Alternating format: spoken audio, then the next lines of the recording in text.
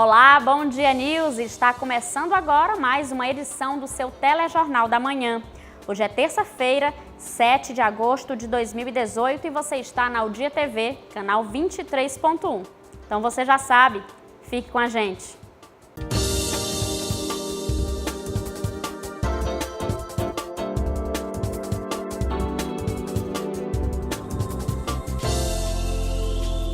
E na versão impressa do Jornal O Dia de hoje, você confere. Decreto do Governo do Estado altera a determinação do Tribunal de Contas sobre os repasses do IASP. E no Caderno em Dia, você vai ver que as salas de vacina tiveram boa procura no primeiro dia de campanha de vacinação contra a pólio e o sarampo. Economia. Na contramão da crise, a venda de veículos no mês de julho aumentou mais de 17% se comparado ao mesmo período de 2017. Tudo isso e muito mais no seu Jornal Dia, líder em credibilidade. E os cartórios eleitorais do Piauí vão passar por uma reestruturação. É o que informa o presidente do Tribunal Regional Eleitoral. Confira na reportagem de Maiara Martins. Com estruturas precárias, os cartórios do Piauí passarão por uma revitalização.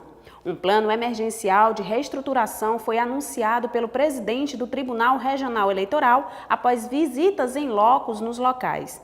O mais grave são as instalações físicas, em que a grande maioria dos cartórios se encontra localizado.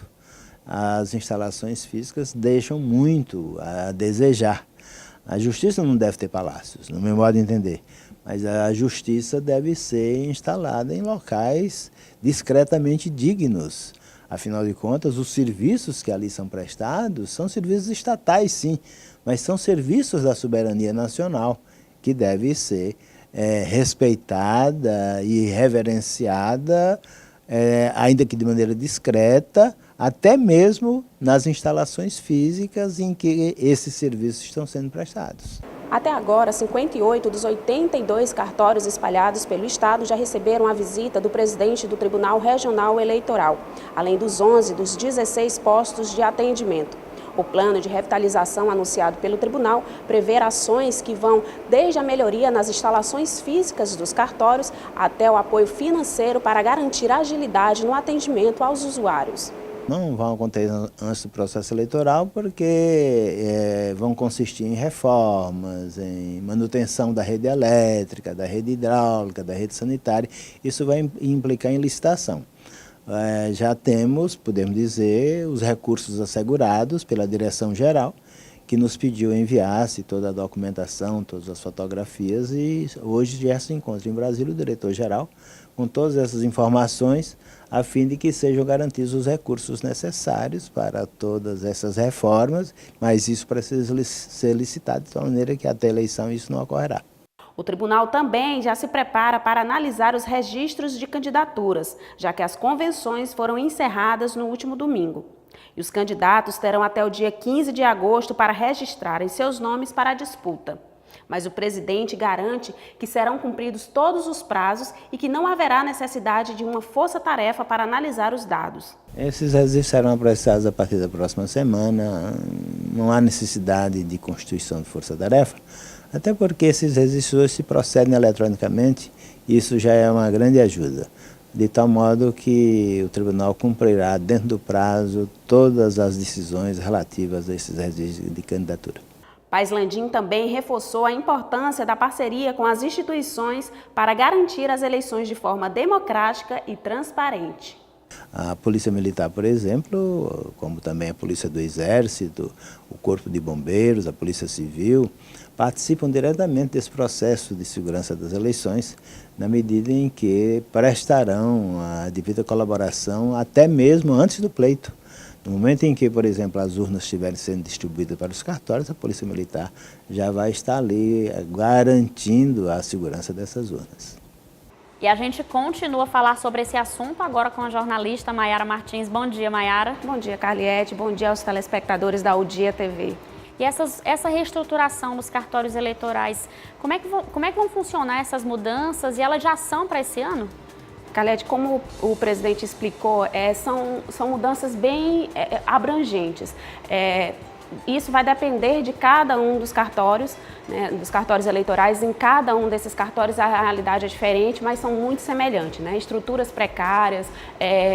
O presidente frisou que em termos de profissionais, os cartórios eleitorais do Piauí não deixam a desejar, né? Mas em termos de estrutura há muitas limitações, inclusive até por questões de internet também, ambientes insalubres, né? Mas assim, essas mudanças elas não vão poder acontecer de imediato, né? Como são mudanças que envolvem muitos dos cartórios, quase todos eles vão ter que passar por essa reformulação.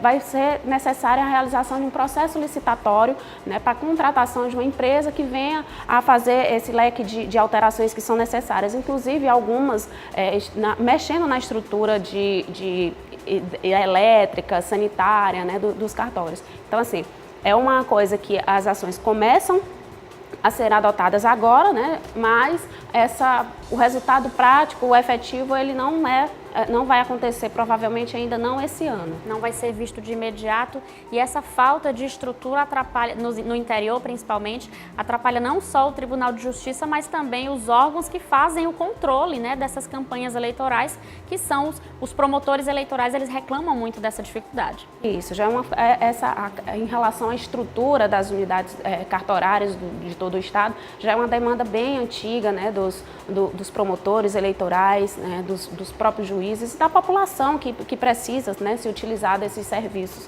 da Justiça Eleitoral. Agora a gente vai aproveitar aqui a presença da Maiara, porque ela é uma especialista em política, né, Maiara? Já cobriu muitas campanhas eleitorais. E, Maiara, o prazo para as convenções encerrou no último domingo. Quer dizer, os acordos e as coligações oficiais já não podem mais ser feitos. Porém, a gente sabe que existem as extraoficiais, né? Muitos candidatos que são de um partido coligado e aliado oficialmente com um candidato, mas acabam acontecendo outras alianças por fora e candidatos de outros partidos, de outras coligações apoiando seus inimigos, digamos, oficialmente. Isso mesmo, Carlete, até porque a gente teve definições de chapas e reviravoltas em candidaturas, né, até nessa reta final, né, de convenções, né? Então, e a gente teve muitos partidos insatisfeitos, a gente tinha um cenário em que muitos partidos estavam divididos, né, com suas principais lideranças divididas em relação a esse apoio às candidaturas.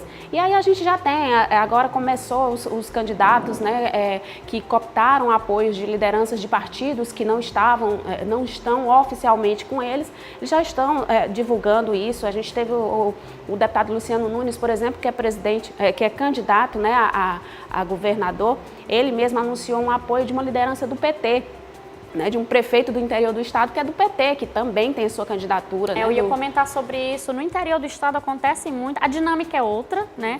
E aí a relação entre os partidos é totalmente diferente. Então a gente vê casos realmente bem estranhos, como esse, uma liderança de um partido, do Partido dos Trabalhadores, que é o principal adversário de Luciano Nunes, apoiando um candidato tucano. Tem até mesmo, por exemplo, o prefeito Firmino Filho, né, que deu entrevistas aqui, inclusive aqui para o jornal O Dia, falando sobre isso, né? Ele já manifestou um apoio ao senador Ciro Nogueira, por exemplo, que é de um partido que está na oposição ao deputado Luciano Nunes, que é do PSDB, né, mesmo partido do prefeito. Então, assim, a gente tem esse cenário, a gente tem a própria primeira-dama, né, Lucy, que vai ser candidata a deputada estadual, que tem manifestado apoio, inclusive nas suas redes sociais, ao deputado Luciano Nunes, né, enquanto seu partido está com o governador Wellington Dias. Então, esse talvez seja o caso mais emblemático, porque assim, o prefeito é a principal liderança do PSDB. Apoia Luciano Nunes, porém não apoia os candidatos ao Senado da chapa capitaneada por Luciano Nunes. Isso. No caso da Lucy, que é a primeira-dama de Teresina, é o contrário. Ela é de um partido que ela apoia o Ciro, que é a candidata a senador, mas apoia o governador de outra chapa. Então, assim, é um cenário que, como eu vim dizendo, a gente, até no próprio MDB, a gente tem uma manifestação bem concreta, bem explícita, né, do vice-presidente do partido, o ex-ministro João Henrique, né, que vinha defendendo uma candidatura própria do MDB até no final mesmo, na reta final, ele acreditava nessa a se apresentar como pré-candidato ao governo. Exatamente, chegou a percorrer vários municípios do estado. Caravanas, né? Exatamente. E ele tinha esperança, ele mesmo deu declarações de que tinha esperança de que nesse último momento o MDB, diante dessa negativa de apresentar o candidato a vice na chapa do governador, pudesse voltar atrás da decisão de apoio ao governador e lançar uma candidatura própria. Ele lamentou que isso não aconteceu, né, e a gente acredita, né, que por conta também desse fato vai ter muitos MDBistas insatisfeitos por não terem conseguido a vaga de vice, apoiando outras candidaturas, como João Henrique Souza, né, que ele já manifestou uma simpatia pela candidatura do deputado Doutor Pessoa, por exemplo. Ele não chegou a dizer com todas as letras que não iria apoiar o governador e que iria apoiar o Doutor Pessoa, mas, né, deixou nas entrelinhas esse apoio que pode vir a ser para a oposição, mesmo o MDB estando na base do governo. Esse apoio, né, Mayara, não precisa necessariamente você anunciar o apoio, mas dar uma orientação a uma liderança do interior já é uma forma de apoiar indiretamente. E a gente percebe que isso acontece muito nas campanhas. Agora, só para encerrar, Mayara, a tua aposta, o deputado Temístocles Filho deve apoiar oficialmente qual candidato ao governo? E extraoficialmente? Na verdade, oficialmente, eu acredito que o deputado Temístocles, ele vai se centrar mais na sua candidatura e também na candidatura do seu filho, né, que também será candidato. Né, ele já anda pedindo apoios nesse sentido. E vai ficar não vai fazer uma campanha para o governador Wellington Dias, muito dificilmente ele estará no palanque, subirá no palanque pedindo votos para o governador, né, para o governador Wellington Dias. O motivo, né, essa chateação, porque ele estava sendo apontado até o último minuto como o pré-candidato a vice na chapa do governador, e houve essa reviravolta, essa mudança de cenário com o anúncio da senadora Regina. O deputado Temístocles, ele sempre tem dito, né, e ele é muito escorregadio em relação à questão desse apoio, e que nomes ele deve apoiar. Mas todos os partidos, né, de oposição que já lançaram suas candidaturas, aí já homologaram na convenção suas candidaturas, já estão conversando nos bastidores com o deputado Temístocles na tentativa de cooptar esse apoio, mesmo que seja extraoficial. A gente vai encerrar por aqui, agradecer a Mayara Martins, dizer que a gente se encontra de novo para falar mais de política. Estamos à disposição. Obrigada. A gente vai para um rápido intervalo e na volta o assunto é esporte com Pamela Maranhão. Não saia daí.